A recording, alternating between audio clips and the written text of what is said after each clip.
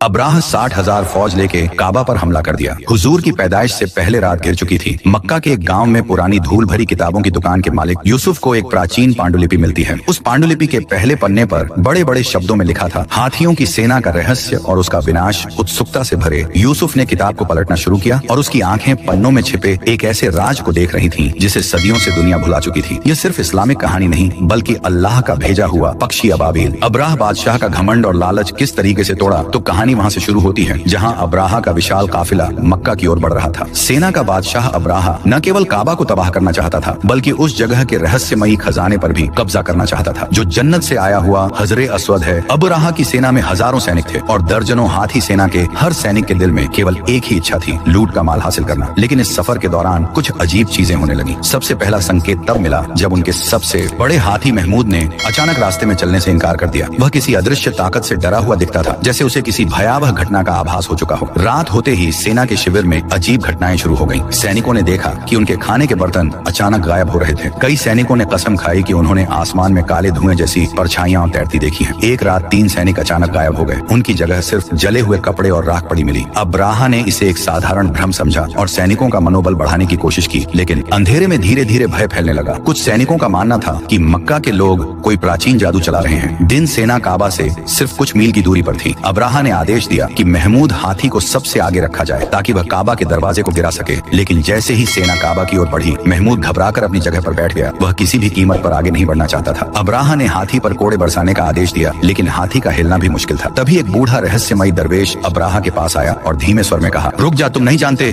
कि तुम किसके खिलाफ खड़े हो। अब्राहा ने दरवेश की बात को नजरअंदाज कर दिया और सेना को काबा की ओर बढ़ने का आदेश दिया। लेकिन उस वक्त कुछ ऐसा हुआ जिसे देखकर सबकी रूह कांप गई। आसमान अचानक काले बादलों से भर गया। यह कोई साधारण बादल नहीं था बल्कि लाखों छोटे छोटे अबाबिल पक्षियों का झुंड था, जिनके पंजों और चोंच में छोटे पत्थर थे। ये पत्थर साधारण नहीं थे। हर पत्थर में इतनी ताकत थी कि वह किसी भी चीज को पिघलाकर राख बना देता था। जैसे ही पक्षियों ने पत्थरों की बरसात शुरू की, पूरी सेना में भगदड़ मच गई। सैनिकों ने भागने की कोशिश की, लेकिन जो पत्थर उनके शरीर को छूते वे तुरंत जलकर राख हो जाते। अब्राहा खुद भी एक पत्थर की चोट से घायल हो गया। उसकी त्वचा पिघलने लगी और वह दर्द से चीखने लगा। लेकिन सबसे अजीब बात यह थी कि यह सब कुछ होते हुए भी समय जैसे थम गया था। आसपास के पेड़ पौधे, हवा और धरती सब स्थिर थे, जैसे किसी अदृश्य ताकत ने पूरे संसार को जकड़ लिया हो। कि सेना पूरी तरह नष्ट हो गई और सिर्फ जले हुए शवों और राख का ढेर बाकी रह गया। लेकिन जैसे ही यह घटना खत्म हुई, अचानक आसमान साफ हो गया और समय फिर से चलने लगा। महमूद जो अब तक बैठा था, शांत होकर उठ खड़ा हुआ और धीरे धीरे जंगल की ओर चला गया। ऐसा लगा जैसे उस हाथी ने किसी दिव्य आदेश का पालन किया हो। अब्राहा अपने शरीर के घावों से तड़पता हुआ धीरे धीरे